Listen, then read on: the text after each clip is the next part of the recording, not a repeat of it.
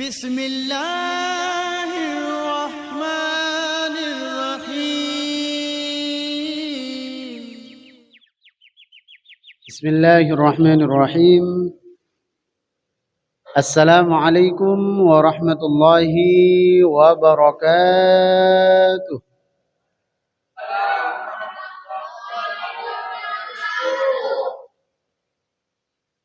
الحمد لله الذي جعل القرآن إماما للمتقين، والصلاة والسلام على أشرف المرسلين سيدنا ومولانا محمد وعلى آله وأصحابه أجمعين. قالوا سبحانك لا علم لنا إلا ما علمتنا إنك أنت العليم الحكيم. اللهم انفعنا بما علمتنا وعلمنا ما ينفعنا وزدنا علما نافعا وبعد. Yang kami hormati segenap pengurus Masjid Baitus Salam, yang kami muliakan Bapak Imam Masjid Baitus Salam serta seluruh jamaah yang hadir pada malam hari ini.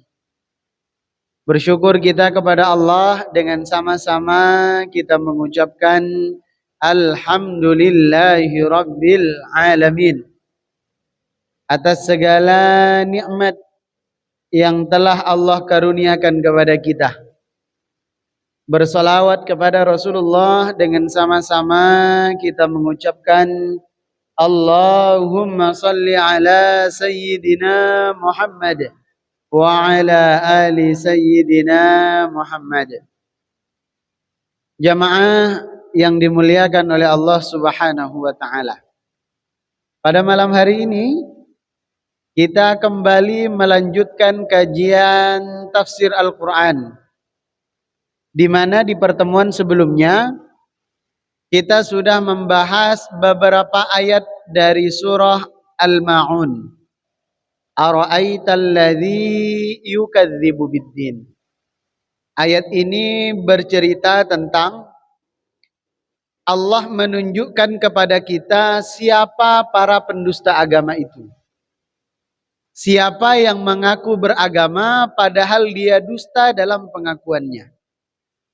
Ingat, ini tidak berbicara tentang orang kafir. Ini berbicara tentang orang yang beragama tetapi dia dusta dalam agamanya. Dia mengaku beriman tapi dusta dalam imannya. Dia mengaku Islam tapi dusta dalam Islamnya. Kemarin sudah kita sebut beberapa di antaranya, yaitu fadzalikal ladzi yad'ul yatim, orang yang menjatuhkan harkat dan martabat anak yatim, mungkin dengan ucapannya, mungkin dengan sikapnya, atau memberikan bantuan tapi menghilangkan kehormatannya. Yang kedua, kemarin sudah kita kaji, wala yahuddu ala ta'amil miskin, yaitu tidak saling memotivasi untuk memberi makanannya orang-orang miskin. Nah, ciri yang ketiga kali ini yang akan kita bahas. Apa ciri yang ketiga? Sebagai pendusta agama, kata Allah Subhanahu wa ta'ala, fawailul lil musallin, maka celaka bagi orang-orang yang sholat.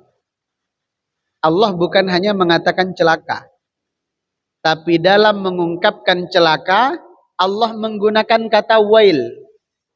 Wail itu menurut sebagian mufassir berpendapat bahwa itu adalah salah satu nama neraka. Jadi neraka itu punya lembah yang sangat di dasar neraka sekali, itu namanya wail. Padahal neraka itu sudah dalam, ternyata masih ada lembah yang lebih dalam lagi. Untuk sedikit menggambarkan, Ustadz, sedalam apa sih neraka itu? Dulu di zaman Nabi, pernah terdengar suara benturan yang dahsyat sekali. Suara dentuman yang hampir didengar oleh seluruh masyarakat Mekah pada waktu itu. Kemudian sahabat bertanya, "Ya Rasul, itu suara apa? Apakah itu akan terjadi kiamat? Apakah itu akan terjadi bencana besar?" Karena suaranya begitu keras sekali. Apa kata Rasulullah? Itu adalah suara bongkahan batu yang jatuh ke dasar neraka. Yang lebih mengagetkan lagi adalah bongkahan batu itu untuk sampai di dasar neraka itu butuh waktu 500 tahun. Kata Nabi SAW. Terbayang gak itu? Butuh waktu nih kita lempar nih barang nih. Nah, untuk sampai di dasar neraka, barang yang kita lempar itu butuh waktu 500 tahun. Kata Nabi SAW. Ternyata di lubang yang sedemikian dalam, di jurang yang sedemikian dalam, ternyata masih ada yang lebih dalam lagi. Itu disebut wail. Siapa yang masuk ke dalam lubang ini? Siapa yang Allah jurumuskan ke dalam lubang yang paling dasar di dalam neraka ini adalah al-musallin. Ciri ketiga pendusta agama, musallin. Musallin itu bukan orang yang kadang sholat, kadang enggak, bukan. Musallin itu adalah orang yang bahkan dia selalu sholat.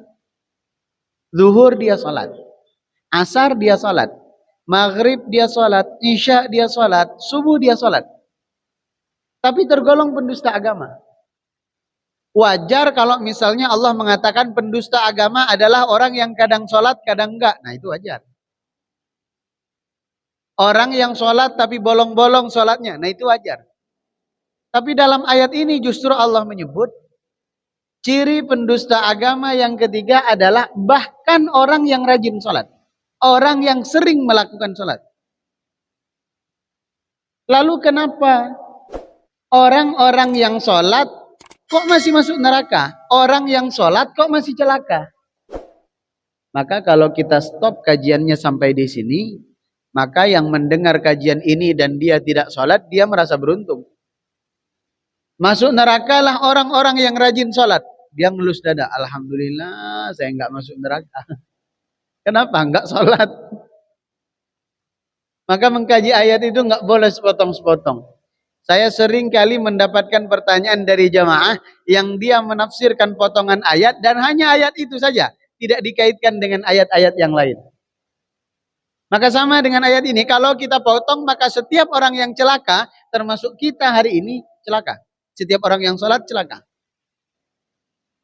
Tapi dilanjutkan dalam ayat ini, yang dimaksud orang yang sering sholat tapi masih tetap celaka itu yang seperti apa? Alladzina hum an salatihim sahun. Adalah orang-orang yang lalai dalam sholat mereka. Pertanyaannya adalah lalai dalam sholat itu seperti apa? Katanya tadi rajin sholat, tapi kok lalai dalam sholatnya? Itu maksudnya seperti apa? Maka kata Imam Syaukani, orang yang sering kali sholat, tapi masih tergolong orang-orang yang lalai di dalam sholatnya. Satu, orang yang sholat, tapi dengan sengaja mengakhirkan waktu sholat. Misal, sholat maghrib jam 7. Sengaja, padahal tadinya nggak ada kesibukan. Atau sekarang isya jam setengah 8. Dia sholat jam 7.20, sholat maghrib. Sengaja dia mengakhirkan waktu sholat. Itu termasuk dalam ayat ini. Nah, lalai. Sholat isya, enggak jam 8. Bukan jam 10. Bukan jam 11. Nanti kalau sudah di Masjid Baitus Salam ada suara ngaji-ngaji menjelang adzan subuh. Baru dia sholat isya. Tetap sholat, tapi dengan sengaja dia mengakhirkan. Kalau ada hajat nggak masalah. Misalnya kita musafir. Mau cari musola susah. Mau cari toilet susah. Tempat wudhu payah. Celana udah najis misalnya. Maka boleh mengakhirkan sholat. Bahkan mengqadha sholat nggak masalah. Nah ini nggak ada kesibukan, waktunya luang. Tapi dengan sengaja dia mengakhirkan waktu sholat. Tetap sholat tapi di akhir. Maghrib mepet isya, isya mepet subuh, subuh matahari udah terang, zuhur mepet asar, asar mepet maghrib, begitu seterusnya. Maka hati-hati jamaah. Makanya nggak boleh kita pakai prinsip, loh Pak, kenapa sholat asarnya mepet maghrib? Kan yang penting sholat Ustaz. Kenapa maghribnya mepet isya? Kan yang penting sholat Ustaz. Bukan yang penting sholat. Yang penting tidak celaka. Karena ada orang yang sholat tetap celaka. Ada orang yang sholat tetap masuk neraka. Yang pertama. Yang kedua, makna dari alladzina hum an sholatihim sahun. Siapa itu? Adalah orang yang sholat tapi tidak membekali ilmu dalam sholatnya. Contoh, dia sholat, mungkin istiqomah sholatnya, mungkin ke masjid bahkan sholatnya, tapi apa-apa yang membuat sholat itu sah, apa-apa yang membuat sholat itu batal, dia tidak pelajari. Sehingga mulai dari wudhunya dia sembarangan, belum wudhu, mulai dari buang air kecil sambil berdiri, kencingnya sambil berdiri, najisnya nyiprat kemana-mana, ke paha nyiprat, ke tembok nyiprat, ke sarung nyiprat. Apalagi belum tuntas pipisnya sudah istinja, sudah cebok, habis itu pakai sarung, najis semuanya. Belum lagi kalau berbicara tentang wudhu, begitu membasuh wajah hanya di bagian depan saja yang digosok-gosok. Belum lagi karena sudah di masjid menggunakan baju lengan panjang sehingga membasuh kedua tangan hanya sampai sini, tidak sampai ke sikunya. Karena lengannya panjang, payah mau narik ke atas. Begitu sholat entah apa-apa bacaan sholatnya. Gerakannya juga sembarang. Kenapa Bapak geraknya begitu takbiratul ihramnya? Memang dari dulu lah begini kita belajar Ustaz. Kenapa gerakan sujudnya? Alhamdulillah. Jazakallah khair. Kenapa gerakan sujudnya seperti itu? Begitulah dulu kami belajar Ustaz.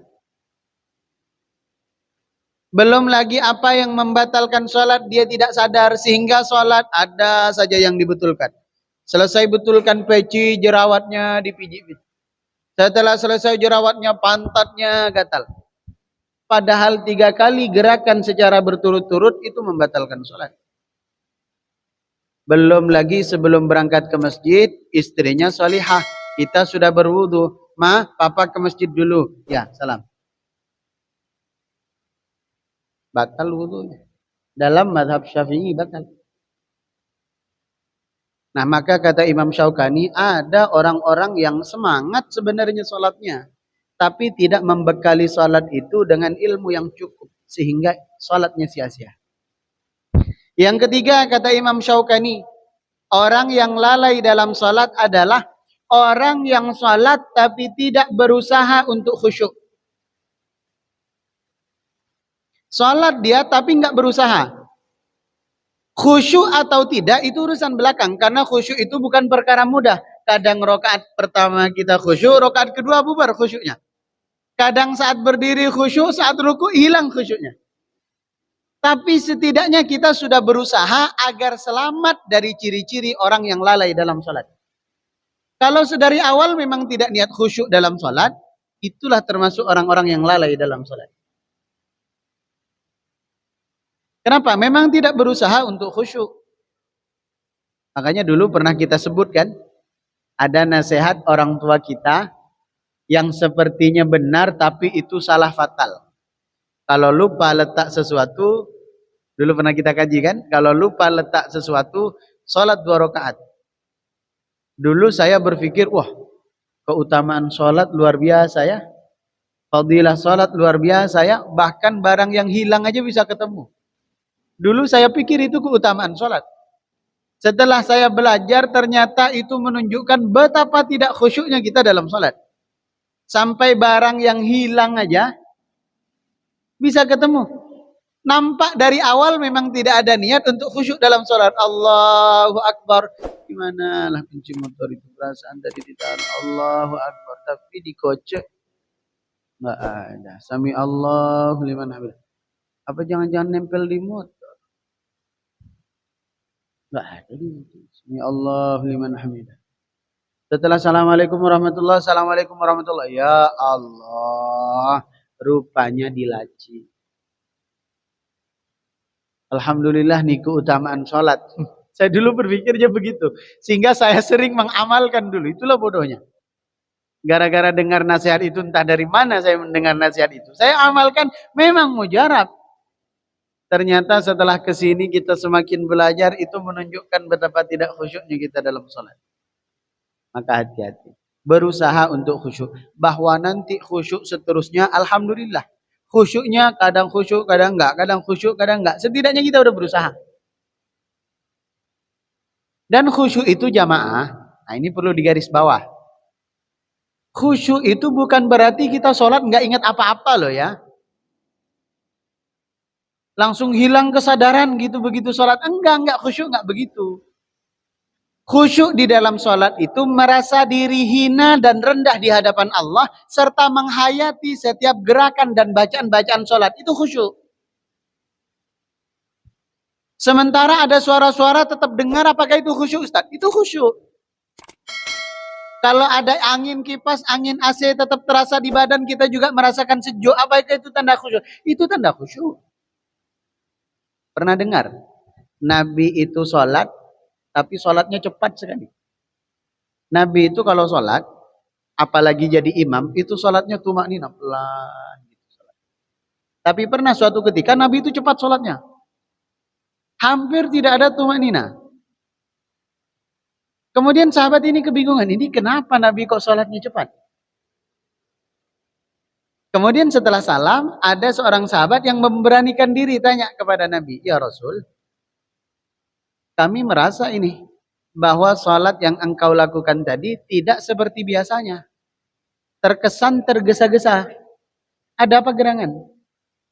Kemudian kata Rasulullah, ya saat saya menjadi imam sholat tadi, saya mendengar suara tangisan anak-anak di shaf paling belakang.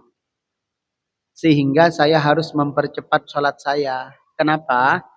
Karena nanti kalau saya sholatnya lama, orang tua dari anak itu tidak khusyuk karena anaknya menangis. Kemudian anaknya semakin tersiksa karena tangisannya, diakibatkan orang tuanya lama sholat. Ini menjadi bukti jamaah sekalian bahwa Rasulullah saja kan sholatnya yang paling baik itu kan Rasulullah. Sholatnya yang paling sempurna kan sholatnya Rasulullah. Sholatnya yang paling khusyuk kan Rasulullah. Tapi Rasulullah masih dengar. Suara budak-budak yang teriak itu dengar. Suara budak-budak yang nangis Rasulullah dengar. Jadi bukan berarti ketika kita sholat ada orang nyenggol nggak terasa, ada orang lewat nggak terasa. Nggak sampai seperti itu. Tapi tetap kita merasa rendah di hadapan Allah dan kita memahami maknanya. Mulai dari inna salati wa nusuki wa mahyaya wa mamati dan seterusnya sampai ke fil alamina innaka hamidum majid. Kita paham itu khusyuk. Dah. Yang terakhir, alladzina hum an salatihim sahun, kata Imam Syaukani, orang yang salat tapi dia tergolong lalai dalam salatnya. Siapa itu? Yaitu orang yang salat tapi tidak berusaha ikhlas dalam melaksanakan salat. Saya kasih contoh. Kita sholat duha untuk apa? Ini ada jamaah yang rajin sholat duha kan? Kita sholat duha untuk apa? Halo? Sholat duha untuk lancar rezeki. Kalau rezekinya udah lancar, biasanya nggak sholat. Kenapa sholat tahajud? Mau istikharah. Ada dua pilihan yang saya bingung nih Ustaz. Minta petunjuk sama Allah nih. Akhirnya sholat hajat, sholat taubat, sholat tahajud ditutup dengan sholat istikharah. Ternyata ditunjukkan oleh Allah mana yang baik, mana yang tidak baik. Ketika sudah ditunjukkan besok bangun malam atau enggak? Jangankan bangun malam, subuh aja kadang-kadang kesiangan. Kenapa? Udah dikasih petunjuk. Kenapa sekarang sering ke masjid? Aduh, ada masalah dalam rumah tangga nih Pak Ustadz. Solusinya kita adalah beribadah kepada Allah. Begitu masalahnya udah selesai, nah nggak nampak lagi batang hidung di masjid. Sama dengan begini, kadang-kadang kita bersikap kepada Allah sebagaimana kita bersikap kepada ustadz, kepada guru. Kadang kita hanya temui ustadz kalau ada masalah saja. Ustadz, saya mau nanya nih, ada masalah ini. Nanti jumpa lagi, ustadz, ini gimana ya hukumnya? Kalau ada masalah aja kan nanya ke kita. Kalau masalahnya udah selesai, ada nggak tanya kabar ustadznya? Ustadz, sehat ustadz? Nggak ada loh. Ya Allah, ini jamaah ini kadang-kadang. Kalau giliran ada masalah, kita kajian di telepon. Ustadz, ini tolong jawabannya mendesak ini. Ustadz, tolong apa ini? Boleh ke tidak? Kita lagi kajian. Sampai sekarang itu saya kalau ada orang telepon, terus saya lagi kajian, itu saya angkat, tapi kajian saya lanjut. Untuk memberitahu bahwa saya lagi di kajian gitu. Tapi tetap saya angkat. Saking adanya jamaah yang kadang-kadang kalau butuh jawaban, itu mendesak. Ustadz, tolong ini halal atau haram, ini boleh atau enggak boleh, ini kita mesti gimana Ustadz? Kalau ada masalah. Kalau enggak ada masalah, sebulan 2 bulan enggak ada ditanya, Ustadz, sehat Ustadz, apa kabar? Enggak pernah ditanya itu Ustadznya. Nah sama, kadang-kadang kita begitu juga kepada Allah.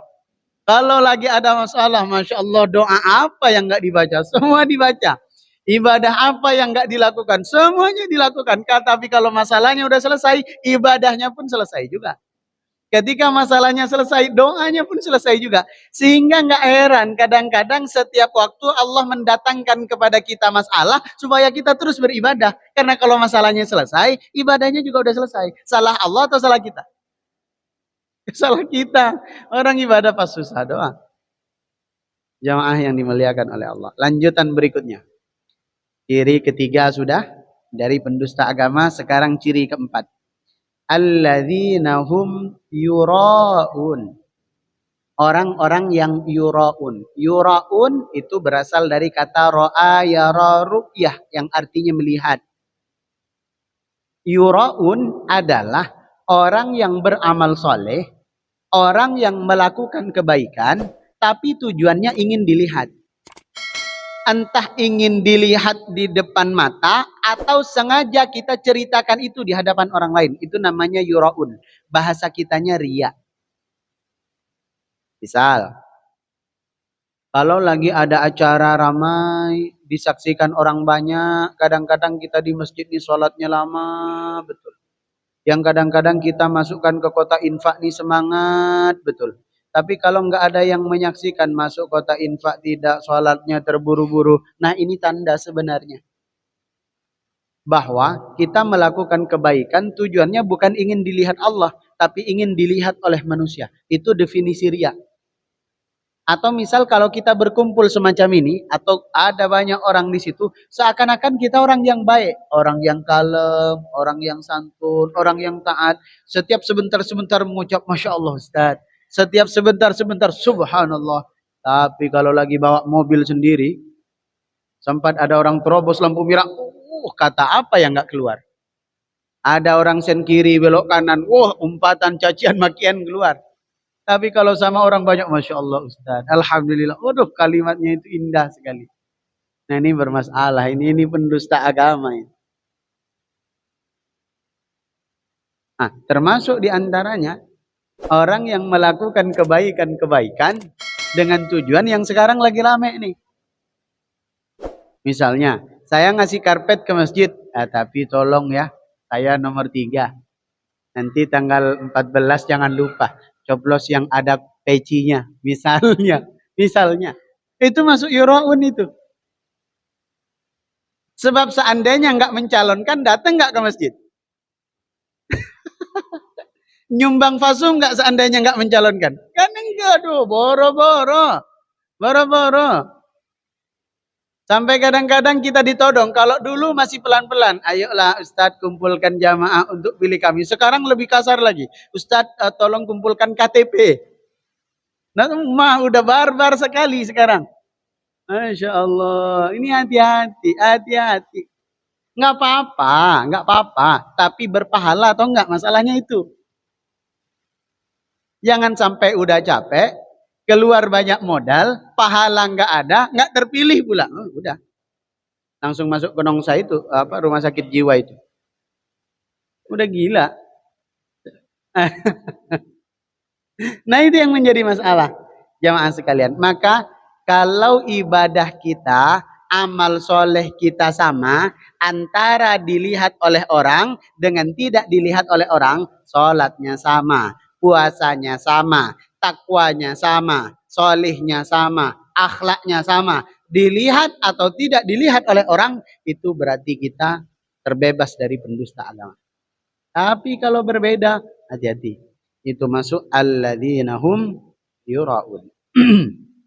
Dan yang terakhir, wa yamna'unal ma'un.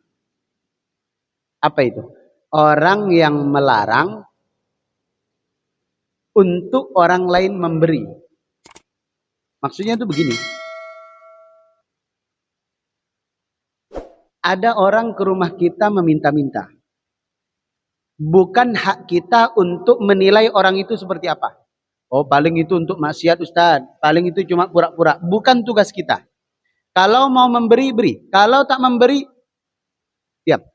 Bukan hak kita untuk menilai dia. Karena kita tidak tahu seberapa mendesak urusan orang lain sehingga dia rela meminta-minta. Permasalahannya adalah, kadang-kadang, sudahlah kita tidak memberi, melarang orang untuk memberi. Udahlah nggak usah diberi. Kemarin saya diberi juga dia nggak terima kasih kepada saya. Dia datangnya aja assalamualaikum. Begitu diberi nggak ada waalaikumsalam. Dia pergi langsung nyelonong gitu aja. Nggak usah dikasih. Ada orang mau menyantuni anak yatim. Oh nggak usah disantuni anak yatim itu. Degil dia. Bandel. Nakalnya luar biasa. Nggak usah disantuni. Hati-hati. Itu tetangga gimana? Kok dianterin makan terus? Ya itu tetangga. Ah nggak usah. Itu tetangganya jahat. Itu di depan kamu aja baik, itu di belakang kamu julid itu. Di belakang kamu itu menjelek-jelekkan kamu. Itu maksudnya wayamna'unal ma'un. Melarang orang lain untuk memberi kepada yang lainnya. Sudahlah dia tidak memberi, melarang orang lain pula untuk memberi. Maka etikanya, kalau kita sanggup memberi, beri. Kalau tidak sanggup memberi, diam. Nggak usah ngomong apa-apa dan nggak usah berprasangka apa-apa. Apalagi sampai mempengaruhi orang lain supaya tidak ikut berbagi. Mempengaruhi orang lain supaya tidak mengeluarkan pemberiannya kepada yang lain. Baik jamaah yang dimuliakan oleh Allah, itu ciri-ciri pendusta agama yang Allah sampaikan di dalam surah Al-Ma'un. Mudah-mudahan harapan setelah kita mengkaji ini adalah bukan untuk nunjuk orang lain loh ya. Oh ini pendusta agama nih Ustaz. Nanti jumpa orang lagi. Ah inilah pendusta agama nih. Sholat tapi lalai sholatnya. Nampak lagi ini sholat tapi nggak khusyuk Pak Ustaz. Jangan nunjuk orang. Ilmu yang kita kaji setiap seminggu sekali ini untuk menunjuk diri kita. Ya Allah masuk nggak nih saya ke poin pertama. Sebagai pendusta agama. Ya Allah masuk nggak nih saya sebagai poin kedua. Ketiga, keempat, kelima, dan seterusnya. Maka untuk mengukur kita, jangan untuk mengukur orang lain. Celakanya sekarang adalah orang yang bodoh tidak mau belajar. Sehingga dia tenggelam dalam kebodohannya dan seluruh ibadahnya menjadi sia-sia karena kebodohannya. Sementara yang pintar, dia gunakan kepintarannya untuk menilai dan menghakimi orang lain. Maka sekali lagi kita belajar agar ilmu yang kita kaji itu menjadi cermin untuk kita, bukan hakim untuk orang lain. Wallahu a'lam bissawab. Ada tanya jawab jamaah sekalian? Tentang pendusta agama boleh, di luar itu boleh? Silakan.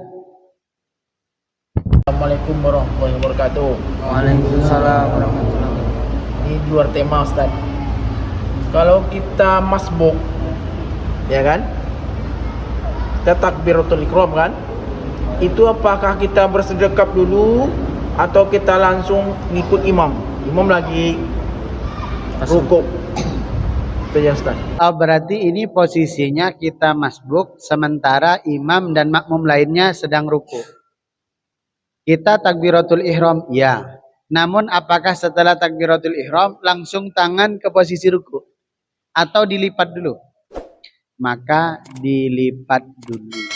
Karena kesempurnaan takbiratul ihram itu bukan hanya terletak kepada posisi tangan yang diangkat, tetapi disempurnakan dengan kata Nabi, Fawadha'a yadahul yumna 'alal yusra. Setelah mengangkat kedua tangan, baru Nabi meletakkan tangan kanan di atas tangan kiri. Nah, itu baru sempurna disebut takbiratul ihram. Dan itu menjadi salah satu rukun salat. Artinya, kalau takbiratul ihramnya tidak sempurna, nanti bermasalah salatnya. Gitu. Jadi tetap Allahu Akbar. Tapi kalau misalnya imam sudah ruku, jamaah yang lain sudah ruku, kita nggak perlu lagi baca Fatihah.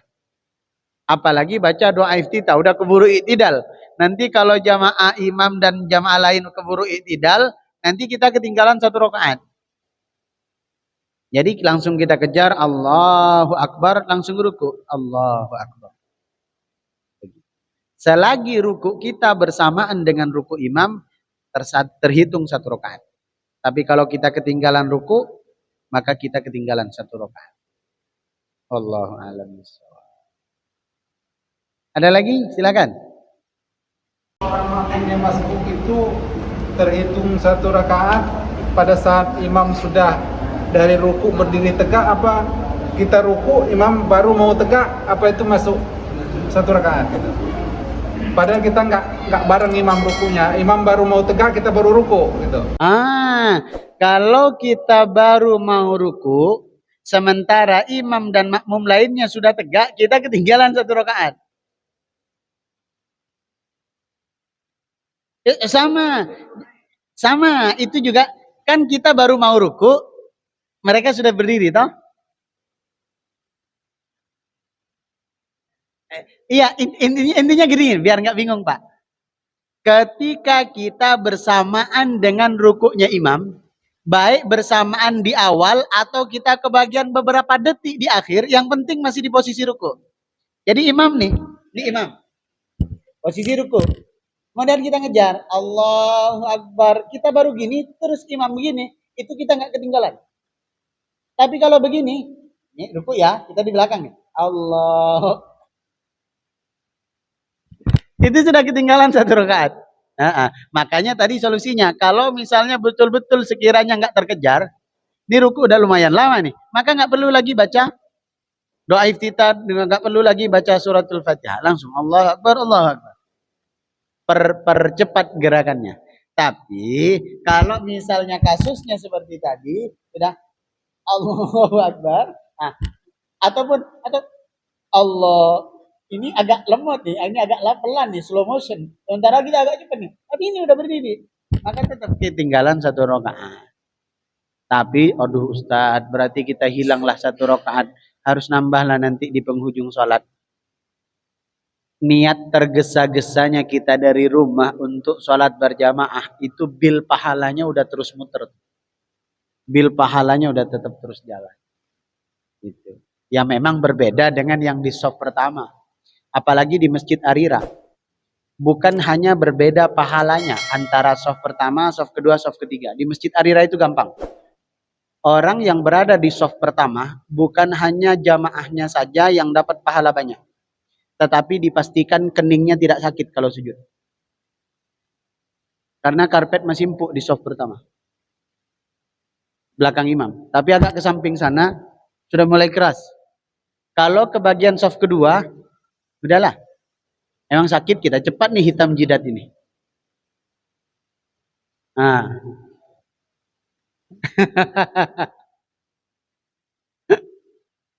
Gitu ya. Allahu a'lam bishawab. Ada lagi? Jamaah. Silakan.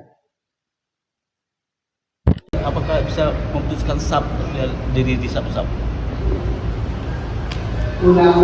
Ulama berbeda pendapat apakah anak kecil itu memutus shaf atau tidak.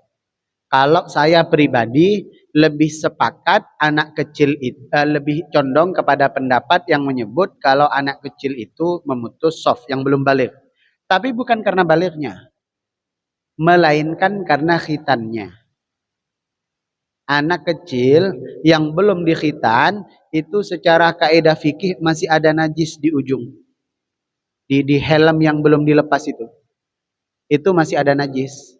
Jadi kalau dia cebok nggak akan bisa bersih karena sisa-sisa air seninya ngumpet di lipatan-lipatan kerutan itu.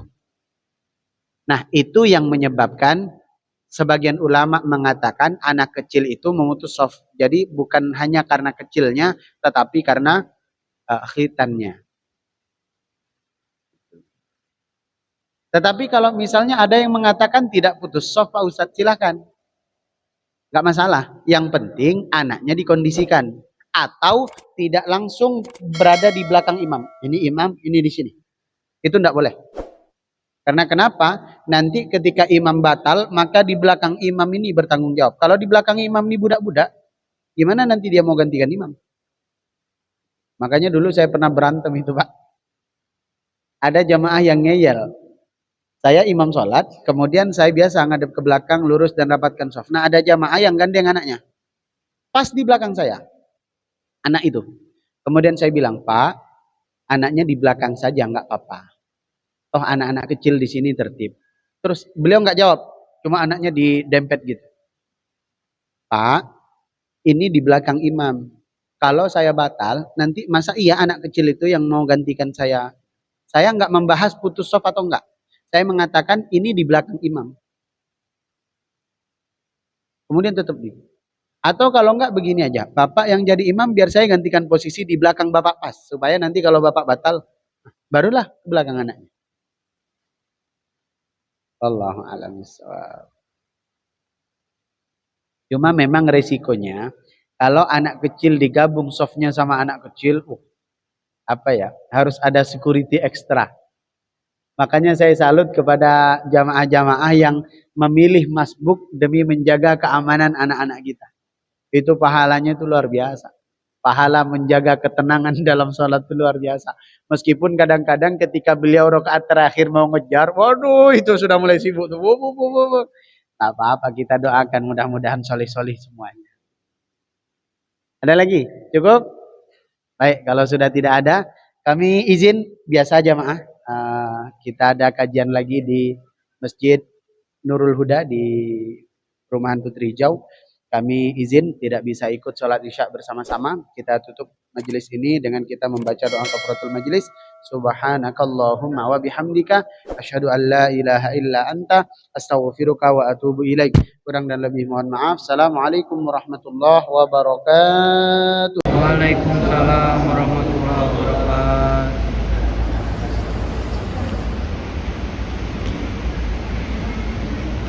Sadaqallahul azim.